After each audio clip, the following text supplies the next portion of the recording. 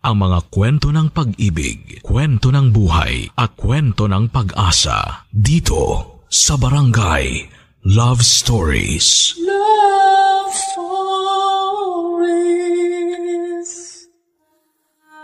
Mayroong tinatawag na pantay na pagtingin.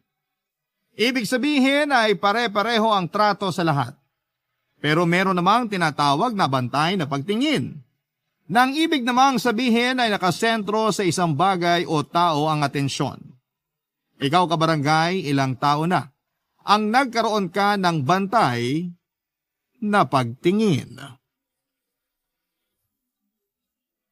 Dear Papa Dudut, isang mapagpalang araw at masaganang araw sa lahat ng mga radio listeners ng Barangay Love Stories.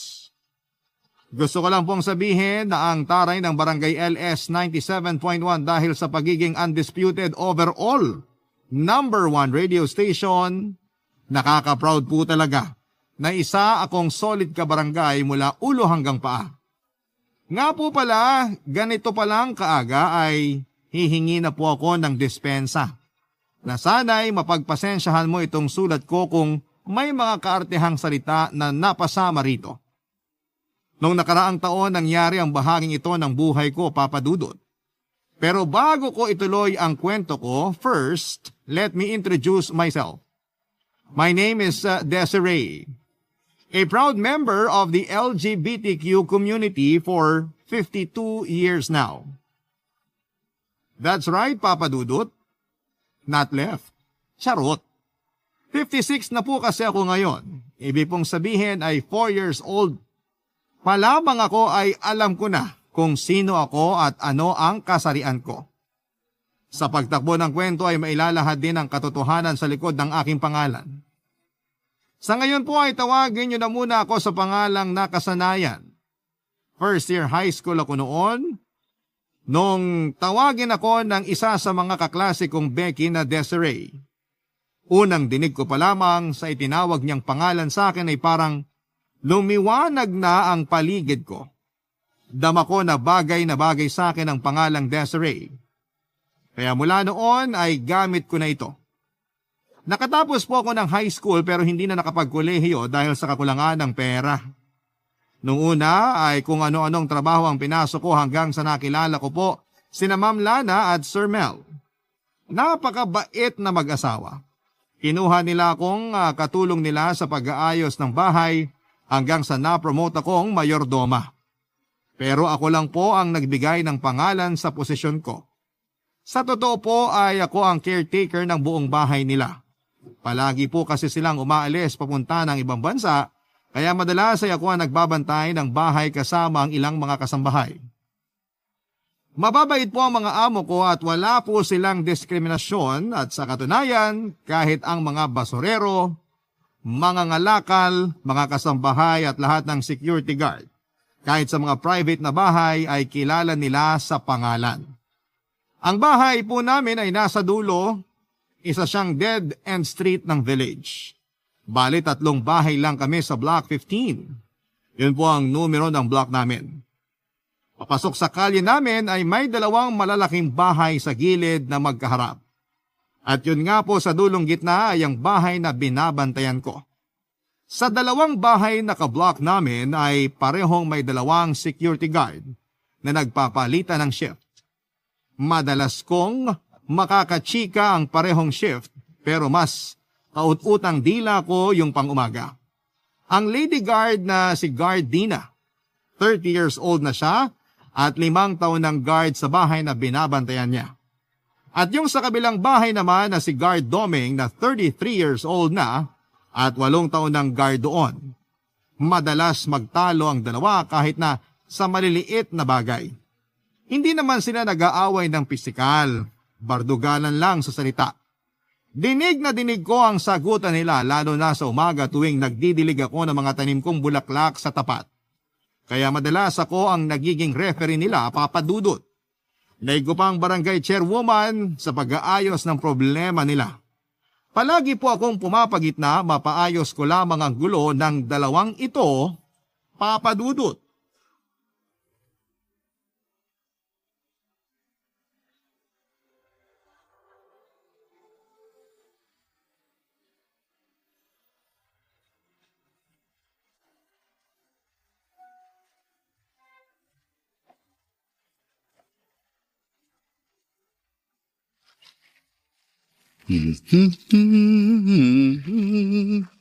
Ayan, nakita nyo na ang pagkakapareho natin. Pare-pareho na tayong magaganda.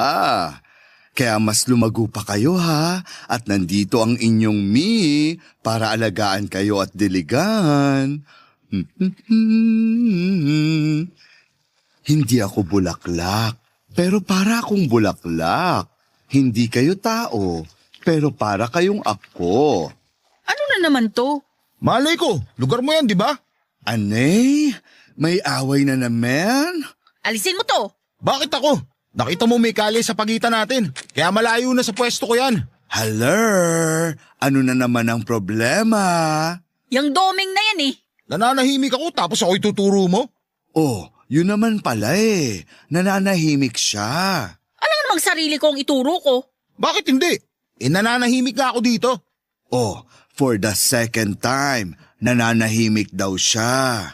Huwag kang magpapaniwala sa sinungaling na yan. Ako pa talaga ang sinungaling. Sino kaya gumagawa ng kwento? Gumagawa ka ng kwento, Dina? Balak mo ba maglathala ng libro? Ewan ko dyan sa sinungaling na yan kung ano-anong sinasabi. Sino ba ang madaldal? Nananahimik nga ako. Oh, pangatlong beses niya nang sinasabi. Nananahimik siya. Konti na lang patatahimikin ko na talaga yan. Oh, nadinig mo ha? Pinagbabantaan ako. Gusto niya ako ipatumba. Oo nga, Dina. Masamang magbanta. Anong ipatumba? Ititape ko lang yung bunganga mo para manahimik ka. Mas kailangan mo yata. Sandali. Wala na namang mangyayari kung magpapataasan na naman kayo. Simulan natin sa umpisa. May basura sa tapat namin. At ako daw ang naglagay. Bakit niya naman ilalagay yun? Kasi nga masama ang ugali niya. Sino mas masama ugali? Yung pinagbibintangan o yung nagbibintang ng walang pruweba? Correct. Ano wala? Ayan nga oh. Nakita mo bang ako naglagay? Oo nga. Hindi. O, kita mo? Hindi mo naman pala nakita Desiree, kung nakita ko, sa palagay mo ba ilalagay pa niya yan dyan? Syempre hindi na kasi aawayin ko na siya agad-agad. May point ka. Ayan o, may CCTV kayo. Bakit hindi mo muna i-preview? Ay, oo nga. Si Ryan. Sira! Huwag ka maingay. Sige, pagsigawan mo pa sa mga magnanakaw. Maglalagay kayo ng CCTV tapos sira. Mabuti nga kami meron kahit sira. Kayo, wala. Sigurado ka? Bakit? Meron ba kayong CCTV? Meron. Nasaan? Maniwala ka dyan. Ayun, nakikita nyo ba yung itim na yon na parang ilaw? CCTV yon. Talaga? O kung may CCTV pala kayo, bakit hindi mo ba ipakita para malaman natin kung inilagay mo talaga yung basura sa tapat namin? Noong nagsimula ka na magbunga nga, sinilip ko na at alam ko na kung sino naglagay. Sino? Wala. Wala? Sinaulo ka pala eh. Ayan nga eh. Tapos sasabihin mo wala. Walang naglagay pero may nakahulog. Yung karelyebo mo, gamit niya yan. Kaya kung ako sa'yo, pulutin mo na bago pa makuha ng iba. Nakakaloka? Hindi basura yan? Hindi. Sira ka pala talaga eh. Bakit hindi mo agad sinabi? Paano ko sasabihin? Nagbunga nga ka na kagad dyan. O ayan, nasolve na ang misteryo. So bati na kayo. Kadiri. Wow! Parang ang ganda mo ah!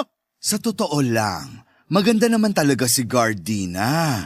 At gwapo ka din naman, Gardomeng. Anong ibig sabihin nun? Baka alis na nga dito. Papa Dudut, ganun pala ang ginawa ko.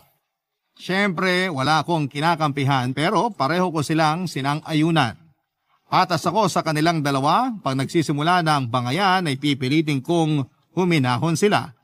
Pero kapag tumaas na ang tensyon ay saka ko sinisimula na tuksuhin sila sa isa't isa. At mabilis pa sa 4:00 ay tumitigil sila.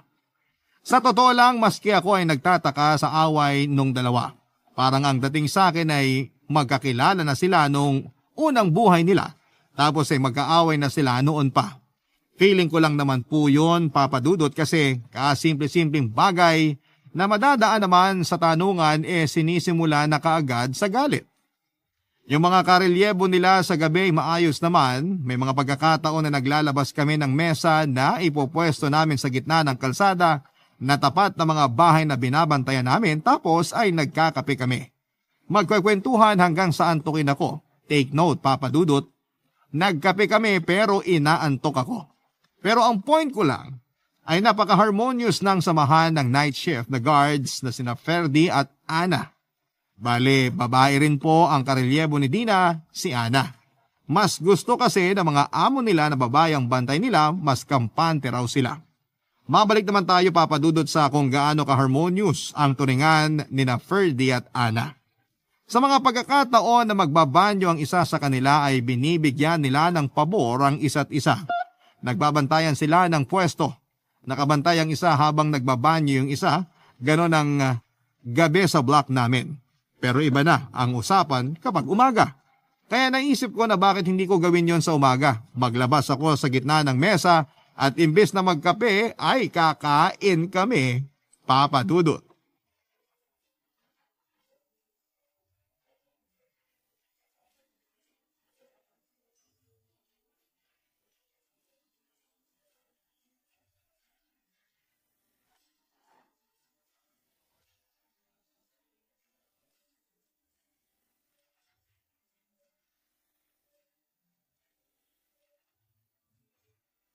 La la la la la la la la la la.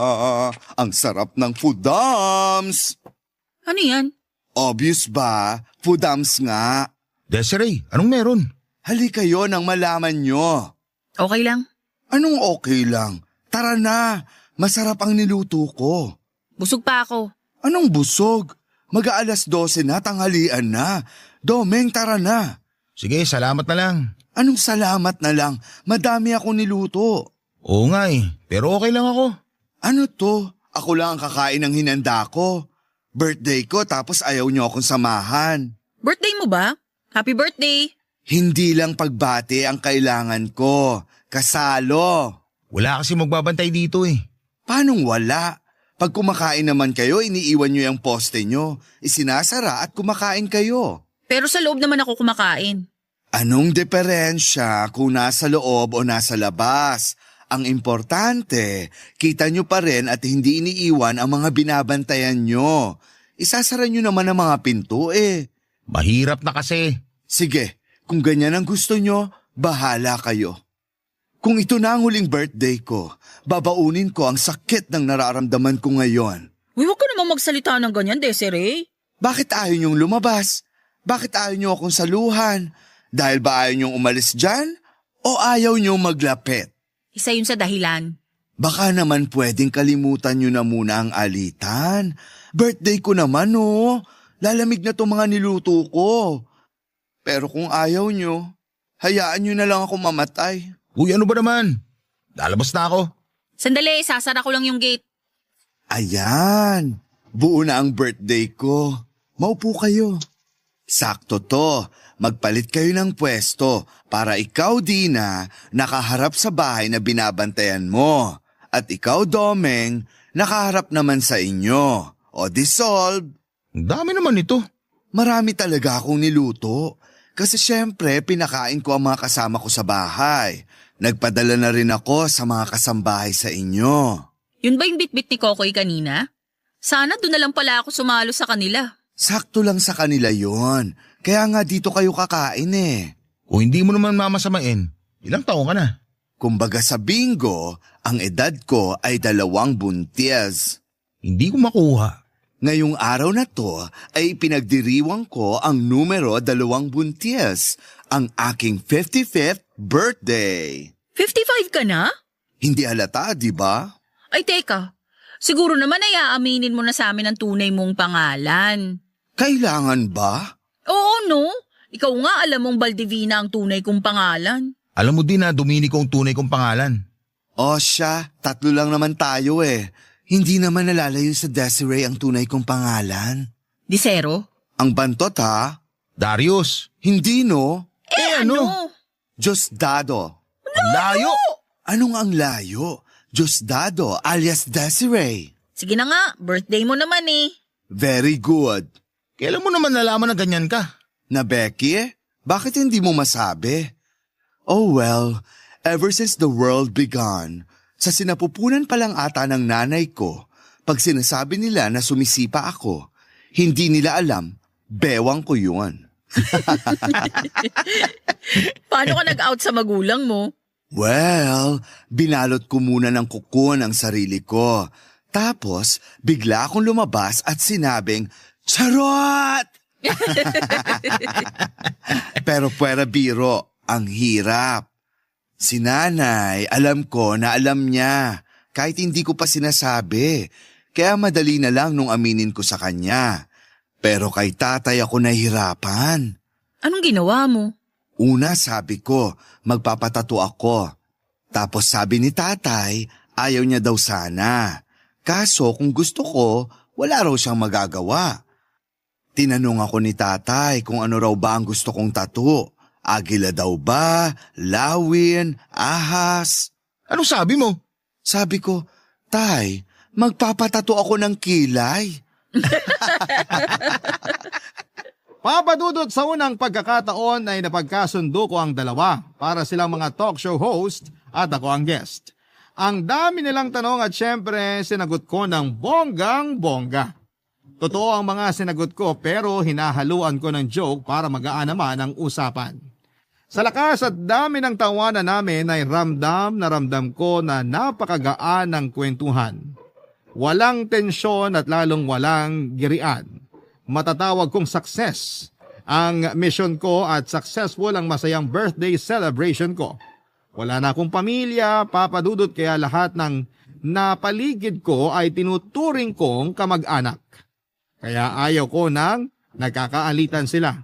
Kahit ang mga kasama ko sa bahay, pag nalalaman ko na may tampuhan ay syokbo agad si Mama Desiree para ayusin ang kanilang mga warla. Nakakalungkot nga lang din. At wala sila Mama at Sir at nasa Amerika pa sila ng mga panahong yon. Pero nagpadala sila ng pera para ng araw maghanda ako. Siyempre gora agad ako sa palengke. Napakabait talaga nila Mama at Sir. Bukod sa engranding handa na pinaghirapan kong lutuin, sulit ang pagod ko dahil masaya ang lahat. Nagluto pa ako ng ginataang halo-halo para mas happy ang everybody. Siyempre nagtira ako para sa 2 night shift ng guards at masaya rin kaming kumain ng hapunan. Pero ang highlight talaga ng birthday ko ay yung pagkakasundo ni Dina at Domeng. Natulog ako ng masaya at nagising ng masaya. Siyempre sa umaga ay chika ko kaagad ang mga nagagandahan kong bulaklak. Masaya ang usapan namin ng mga bulaklak ko nang may biglang umalingaw-ngaw sa block number 15. Barangay Love Stories. Barangay Love Stories. Papa Dudut, Truth Salad ang hinala ninyong lahat. Nag-away na naman sina Dina at Domeng. Agad kong nilapitan at hindi ko muna inalamang dahilan ng alitan. Tinanong ko muna kung bakit nag-aaway na naman sila. Samantalang ang saya-saya na namin nung tanghali the day before.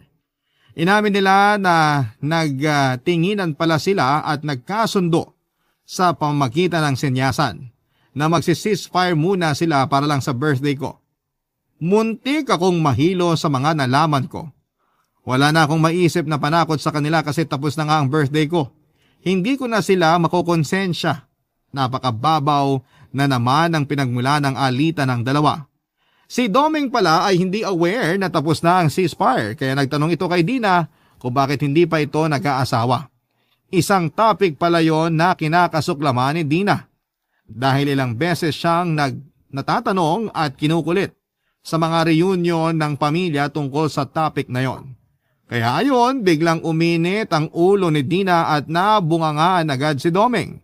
Dahil nga sa galit ay walang preno na ang bunganga ni Dina. Kaya ang dami na namang masasakit na salitang nasabi kay Domeng na siyempre kinagalit din noong tao. Nagpatuloy nga ang gyera, hirap na hirap akong umawat at walang nagpapatalo. Kaya ang ginawa ko, kay Dina na ako nag-concentrate. Binilungan ko na lamang siya at sinabihang mag-usap kami ng masinsinan. May respeto pa rin sa akin si Dina kasi nakinig siya. At nag-usap kami sa tapat ng bahay na binabantayan niya, Papa Dudut.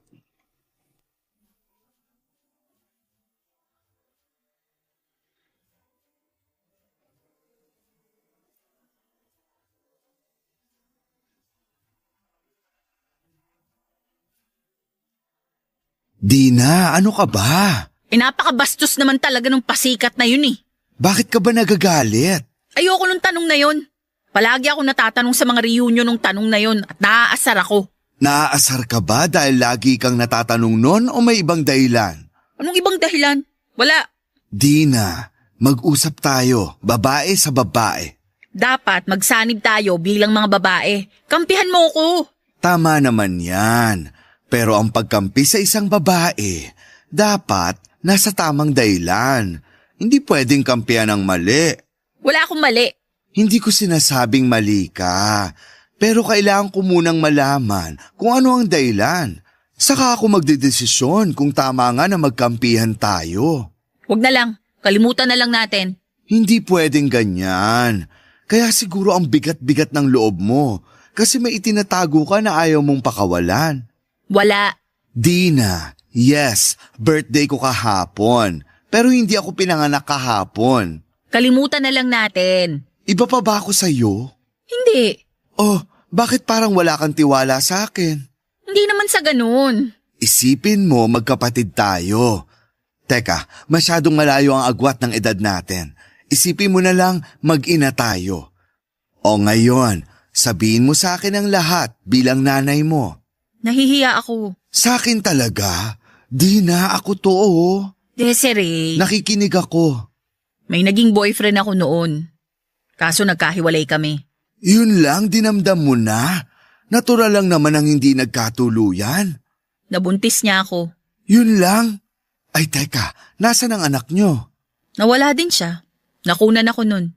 Yun ang naging dahilan kaya niya ako hiniwalayan. Dahil nakunan ka. Kasalanan ko daw kung bakit nawala ang anak namin. Huwag mong sisihin ang sarili mo. Kilala kita. Alam kong iingatan mo ang anak mo. Kaso hindi siya ganun mag-isip. Kung ano-anong ibinintang niya sa akin, sobra-sobra yung paninisi niya sa akin. Sorry, pero wala kang kasalanan. Kaya huwag mo din sisihin ang sarili mo. Kapag naaalala ko, naiisip ko na kasalanan ko nga yata. Pabaya nga yata ako. Ginawa mo ba? Nagpabaya ka ba? Di ko alam.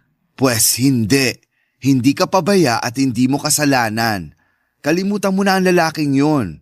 Hindi ko nga alam kung bakit ganun ang nararamdaman ko. Sa tuwing maiisip ko siya, sinisisi ko ang sarili ko. At kasabay nun, nagagalit ako sa kanya kaya nagagalit din ako sa mga lalaki. Sa lahat ng lalaki? Oo. Buti pala talaga babae ako. Anyway, hindi lahat ng lalaki gaya nung lalaking yun. Tanggalin mo na siya sa isip mo. Hindi ko magawa eh. Bakit? Kahawig ni Doming yung sinasabi ko. So, bukod tanging kay Doming ka lang galit. Hindi. Basta na lang pumapasok ang galit ko kapag may nakita ako na halos pareho niya. Ugali, pagsasalita, itsura, pagkilos at kung ano-ano pa. Baka naman psychological lang. Ayan, turo sa akin yan ni Sir. Baka daw nasa isip ko lang na akala ko totoo. Pero hindi naman talaga. Dapat daw paglabanan yun. Paano? Ayan si Domeng. Pag nakarap mo, paglabanan mo ang galit mo sa kanya. Hanapin mo yung kabutihan niya. Susubukan ko. Gawin mo. Pero hindi naman siguro ganun kabilis. Simulan mo sa wala kang sasabing masama sa kanya. Sige. Promise? Promise. Good. Dahil dyan, may aaminin ako. Ha? Ano? Hindi ba nangako ako na ako ang bahala sa lunch nyo? Oo. Aaminin ko na. Ininit ko lang yung kahapon. Nakakainis naman to. Akala ko kung ano na. Okay lang yun. Papa Dudut, madali naman palang kausap si Dina. Kinabukasan ay gumising ako ng maaga bago ang palitan ng gwardya. Maaga pa lang ay kinausap ko na ang mga tanim kong bulaklak para ma-witness ko ang mga magaganap kung sakasakali. Nakita ko na tahimik si Dina at hindi siya nagsimula ng anumang pwedeng pagsimula ng away. Naghintay pa ako ng konti, wala talaga, tahimik lang ang peg niya. Napakasaya ko noong makita kong payapa silang dalawa ni Domeng. Isip-isip ko at least ay kahit na hindi pa sila close, ay hindi naman sila magkaaway. Pinalakpakan ko ng mahina ang sarili ko. Pero ang hindi ko alam ay ang tumatakbo naman sa isipan ni Domeng. Papadudot, dahil sa sobrang tahimik ni Dina ay nagdududa na pala si Domeng na may gagawing mas kahindik-hindik si Dina. Ganon daw kasi pag tahimik ang kalaban, may pinaplanong mas bonggang mga pasabog. Kaya sa gitna ng mga ngiti ko ay bigla kong nadinig si Domeng na sinabihan si Dina na hindi raw siya manloloko. Radar daw kasi agad ni Domeng na may maitim na balak si Dina sa kanya. Una ay hindi po pumapatol si Dina pero kita mo ang unti-unti niyang pamumula hanggang sa sumabog na nga siya. Ayon, gera di patani na naman ang dalawa. Maloka-loka ako sa kinakatayuan ko. Pati yata mga bulaklak na meron ako ay nagsakitan din ng ulo. Natural po ay change character na naman ako bilang referee. Inawat ko na naman ang dalawa. Ang hirap nilang awatin. Pero sa pagkakataon na yon ay si Domeng naman ang kinausap ko sa pwesto niya. Si Domeng naman ang kailangan kong makausap ng masinsinan, Papa Dudut.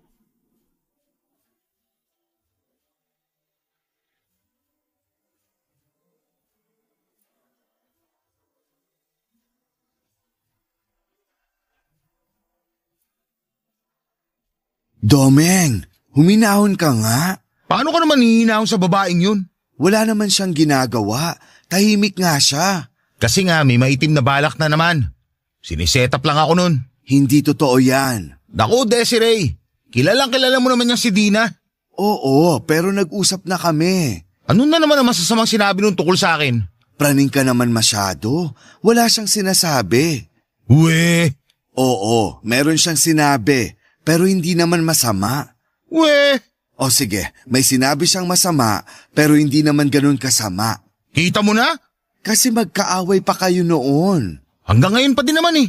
Oo, kasi sinimulan mo na naman. Bakit ako? Bakit parang ako mali dito? Domeng, kahit ipagtanong mo pa sa ibang witnesses, sasabihin nilang ikaw ang nagsimula ng gulo. Sinong witnesses? Ang mga bulaklak ko. Desiree naman eh, puro kalokohan eh. Hoy, hindi kalokohan yon, no? Nakakausap ko talaga ang mga bulaklak ko. Ikaw yun, pero hindi kami. Ano bang sinasabi mo? May sarili akong mundo. Hindi. Ang sinasabi ko, may tama ka. Ay, sobra siya. Biro lang. Kasi naman seryoso ko. Tapos ang witness mo, bulaklak. O siya, kung ayaw mong maniwala sa mga bulaklak ko, nakita ko pa din ang lahat. At sa pagkakataon na ito, kahit walang ginagawa si Dina, ikaw ang nagsimula ng gulo. Kasi nga... Hindi matatapos to kung gagawa ka ng gagawa ng lusot. Ngayon, paki-explain please kung bakit gano'n na lang ang galit mo kay Dina. Mahabang kwento. Kahit simulan mo sa 1885, makikinig ako. Mahirap ipaliwanag eh. Pwede ba yun? Ikwento mo ng buo at siguradong hindi mahirap intindihin yun. Hindi naman ako galit kay Dina. Ano? Patola ka lang. Anong patola? Palapatol. Hindi naman. Nag-iingat lang ako. Tulad mo, mabait din naman si Dina. Ilang taon na kayong nagtatrabaho dito.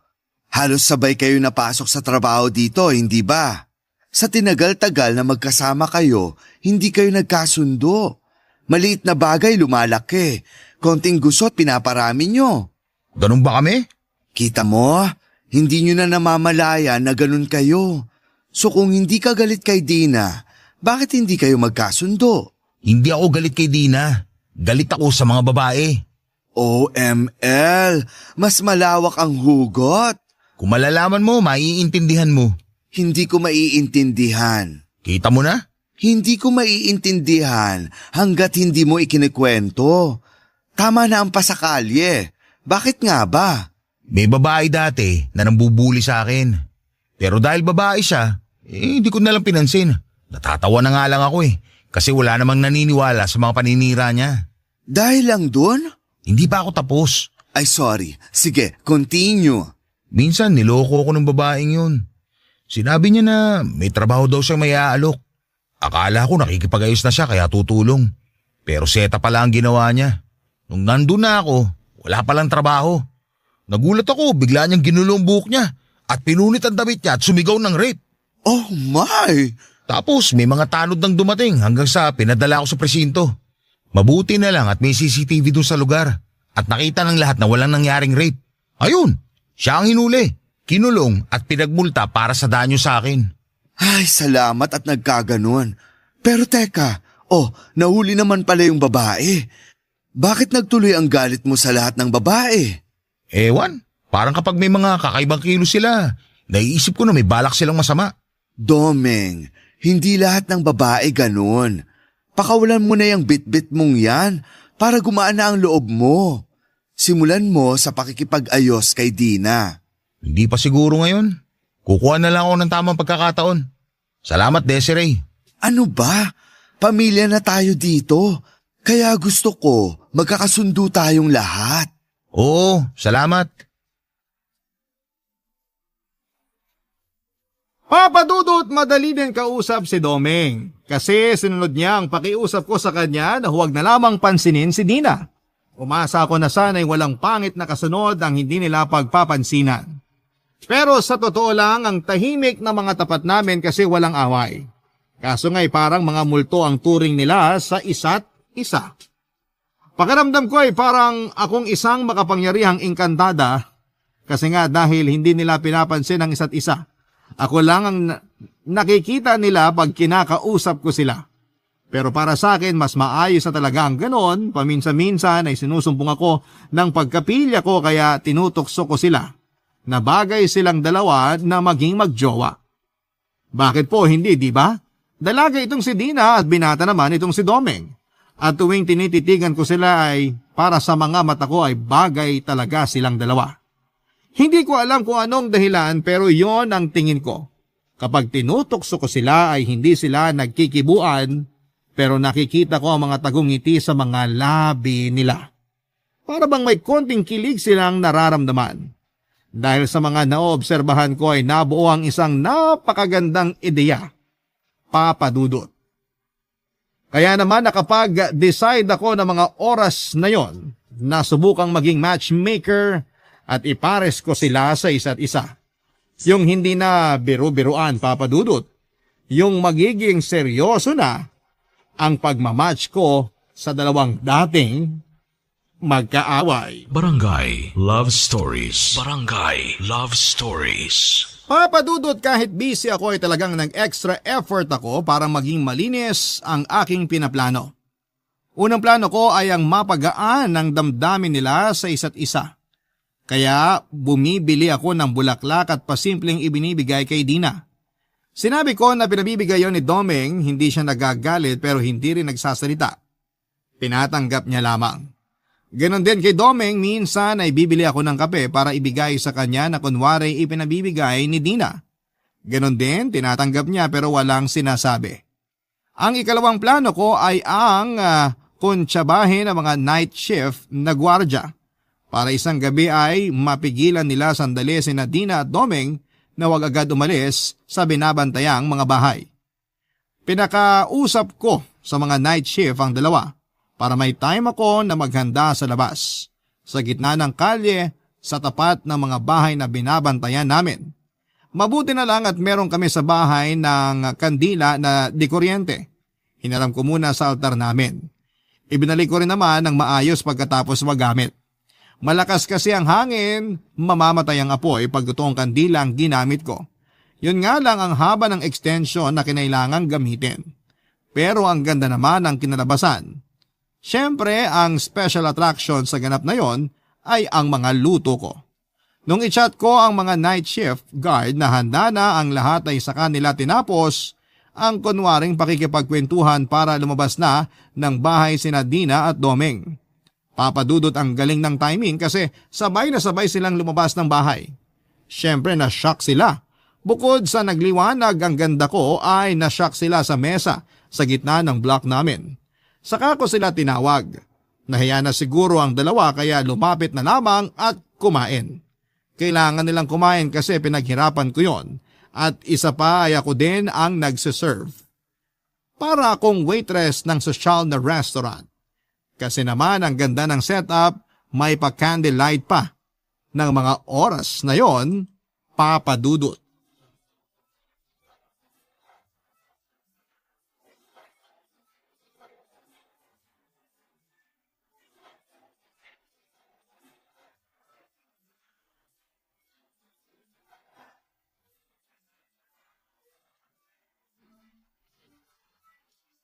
Welcome to Block 15 Restaurant. I'm Desiree and I will serve you tonight. Wow, Inglesera. Inaral kong mabuti yon mula kahapon. Please have a seat. Sandali, bakit kami uupo? Oo nga, nasan yung kadate mo? Kaloka, wala akong kadate. Huwag niyo na ngang ipaalala na sasaktan lang ako. Ay, sorry. Para kanino tong setup? Obvious ba? Para sa inyong dalawa. Sa amin? Plangak! Domeng, pakihila ang upuan ni Dina. Ha? Saan ko dadalhin? Kaloka talaga. Ibig kong sabihin, paupuin mo na si Dina. Alalahin mo ang Silya. Wag na. Kaya ko naman. Shh! Ako ang server, kaya makinig kayo. Go, Domeng! Salamat. Walang anuman. Wala pong champagne, kaya white wine na lang. Naku, sandali. Bawal yan. Ano bang bawal? Tapos na ang duty nyo. Saka hindi naman tayo magpapakalasing. Kung sa bagay. O sige, pahingi.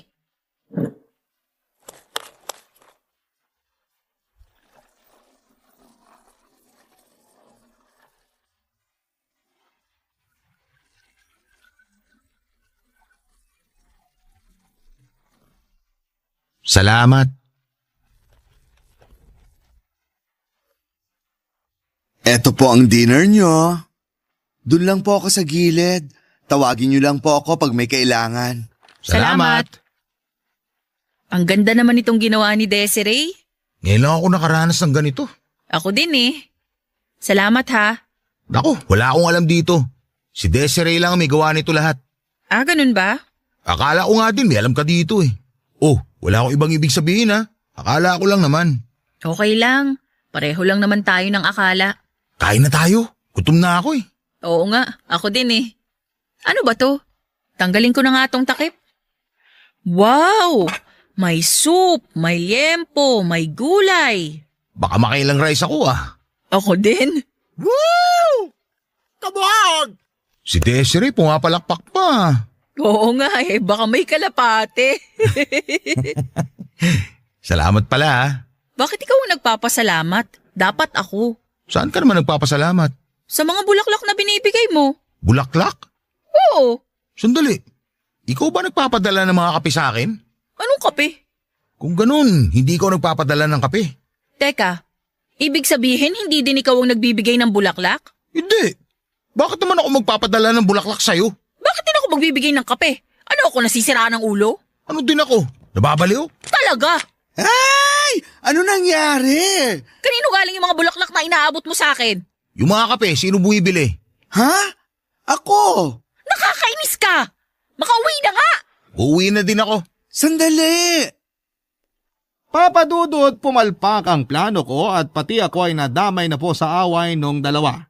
Kasi kinabukasan ay nagbalik sila sa dati. Yung talagang dati na konting kibot, may nasasabi sila sa isa't isa. Siyempre, ang sitahan nila ay sa away lagi napupunta. Kaso tuwing referee mode na sana ako para umawat, palapit pa lamang ako, ay sinasabihan na nila akong huwag makialam sa away nila. Napapahiya ako sa sarili ko tuwing nangyayari yon. Umuuwi na lamang ako sa bahay pagkatapos nila akong itaboy. Isang umaga nag-away na naman ang dalawa. As usual, itinaboy na naman nila ako at pag-uwi ko sa bahay, pakaramdam ko ay wala akong makausap. Since umaga pa noon, sa gabi pa darating ang mga karelyebo nilang night shift na mga gwardya. Sakto naman na day off nung mga kasama ko sa bahay ng araw na yon, kaya umalis silang lahat at ako lamang ang naiwan sa bahay. Ayaw ko naman pong kausapin ang sarili ko, yung mga bulaklak ko naman ay nasa labas ng bahay. Ayaw ko namang lumabas ulit at kausapin ang mga bulaklak ko, makikita ko kasi sina Dina at sina Domeng. Masama pa ang loob ko sa pagtataboy nila sa akin. Kaya ayoko talagang lumabas at ayoko na muna silang makita. Pero kahit nasa loob na ako ng bahay ay dinig ko pa rin ang pagtatalo nilang dalawa. Hindi nila namalayan habang nagbabangayan sila ay may dumating na 3 lalaki at pumasok sa bahay namin. Natigil lang ang away ng dalawa nang makarinig sila ng putok ng baril. Agad na pinuntahan ni Dina at Domeng ang bahay namin at nilabas na nila ang mga baril nila at alerto na pumasok sa loob. Habang papasok sila ay nakasalubong nila ang tatlong lalaki na tinangkang magnakaw sa loob ng bahay. Isa lang sa tatlong magnanakaw ang may hawak na baril. Sina Dina at Doming naman ay may kanya-kanyang hawak na baril kaya natakot ang tatlong lalaki at mabilis na sumuko. May tig-isang poses din sina Dina at Doming kaya pinosas nila sa isang poste ang tatlong lalaki. Habang nakaposas ang mga ito, ay tatawag ng pulis si Doming. Nagsabi naman si Dina na papasok sa bahay namin. Ilang sandali lang mula sa loob ng bahay ay narinig ni Doming ang malakas na pagsigaw ni Dina Papadudot.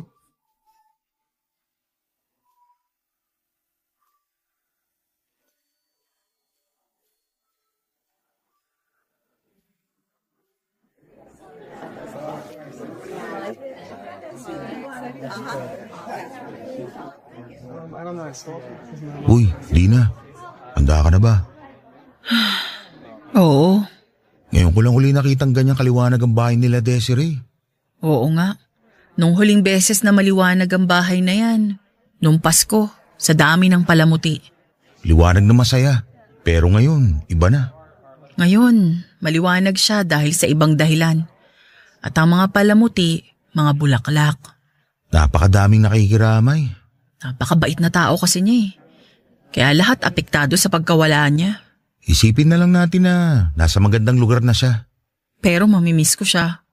Yung mga kabutihan niya. Laksan mo loob mo. Oo. Ipagdasal na lang natin siya. Ano bang pinagsitsikahan nyo? Uy, Desiree! Ano ka ba naman? Nakakagulat ka naman. Ayan, kakakape nyo, nervyoso at nervyosa na kayo.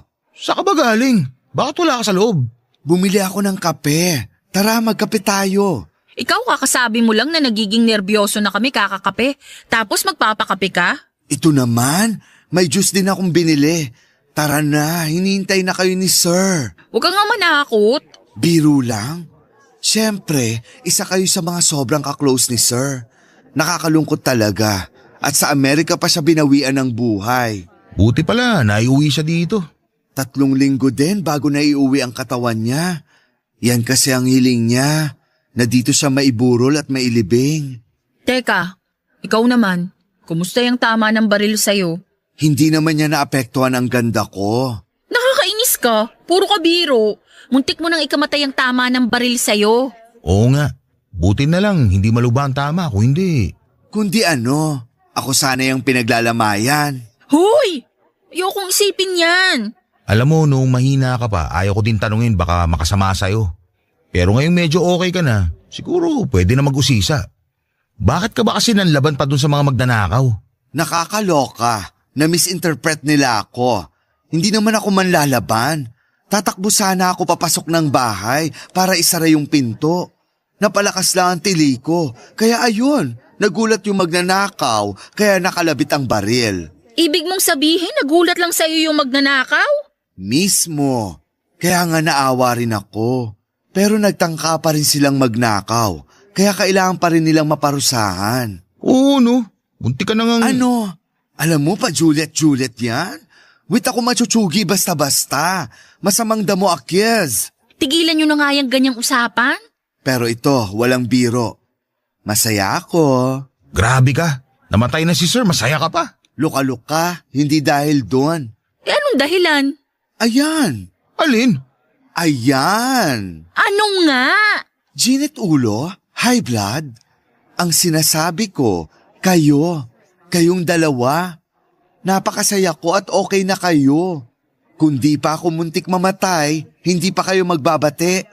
Kaya may silbi din yung pagkakabaril sa akin. Hoy, huwag ka nga magbiro ng ganyan. Muntik mo nang ikamatayan. O siya, basta yung pangako nyo sa akin ha, na hindi na kayo mag-aaway uli. Ako naman, wala na sa akin yun. Ako din naman. Oh, bakit parang galit ka? Kasi yung sinabi mo parang hindi ako marunong tumupad sa pangako eh. Ikaw lang nag-iisip niyan. Ano, masama akong tao? Sinabi ko ba? Nakakaloka, kakasabi ko lang. Ayun na naman, papunta na naman sa away. I-upstage nyo pa ang burol ni Sir ha. Joke lang. Sinusubukan ka lang namin. Nakakaloka kayo. Basta ha, kahit anong mangyari, ang pangako ay pangako. Oo, hindi ko nakakalimutan yun. Di na. Oo naman, pangako yun eh. O siya, tara na. At nang masilip nyo na si Sir. Papa Dudut, syempre napatunayan ko po na hindi ako yung pinaglalamayan. Kasi eto po ako at nagkukwento pa. Inatake po sa puso ang amo kong lalaki sa Amerika po siya binawian ng buhay. Inuwi po rito sa Pilipinas ang katawan niya sa kahilingan niyang sa bahay niya iburol. Ako naman po kahit may benda at iika-ika ay punong abala pa rin para asikasuhin ang mga bisita. Matanda na rin po kasi si ma'am kaya hindi na masyadong makapag-estima ng mga nakikiramay. Dahil nga po sa mabait ang mga amo ko ay nakiramay ang buong village mula Block 1 hanggang sa amin sa Block 15. Kaya pagod the Philippines ang ganda ko sa pag-aasikaso. Siyempre kilala ko bilang machika kaya pinangatawanan ko po ang aking reputasyon. Kaya si Nadina at Doming na pinakitaan ng kabutihan ni Sir ay apektado rin sa pagkawala niya. Tumulong din ang dalawa sa pag-iistima ng mga bisita. Malungkot man ang eksena ay masaya pa rin ako. Masaya ako hindi lang dahil sa hindi na nag-aaway si Nadina at Doming kundi napaka-sweet nila. Papa Dudut dahil sa magandang turingan ni Nadina at Doming sa isa't isa noong lamay. Feeling ko ay may suot akong korona habang rumarampa, bit-bit ang mga kape at mga chichirya. Ramdam ko po na ako ang nagwagi dahil sa pagkakaayos nilang dalawa. Hindi ko lang sila basta napagkasundo kundi napagkaisa ko pa sila. Isa lang ang nasabi ko noon, bongga! At hanggang ngayon ay bongga pa rin kasi mag-iisang taon nang magkarelasyon ang dalawa. Ang first anniversary nila ay kasabay ng babang luksa ni Sir. At ako naman, ganun pa rin. Wala pa rin love life pero okay lang. Itutuloy ko na lang ang pagiging ina sa mga kasama ko sa bahay at sa mga security guard na kapitbahay. Salamat po Papa Dudut sa ibinigay ninyong oras para maiparinig ang kwento ko sa Barangay Love Stories. Kayo talaga ang official number 1 ng inyong forever, kapuso at kabarangay, Desiree. Nagustuhan ng iyong napakinggan? Ituloy yan via live stream sa www.gmanetwork.com/radio. Barangay LS 97.1 Forever.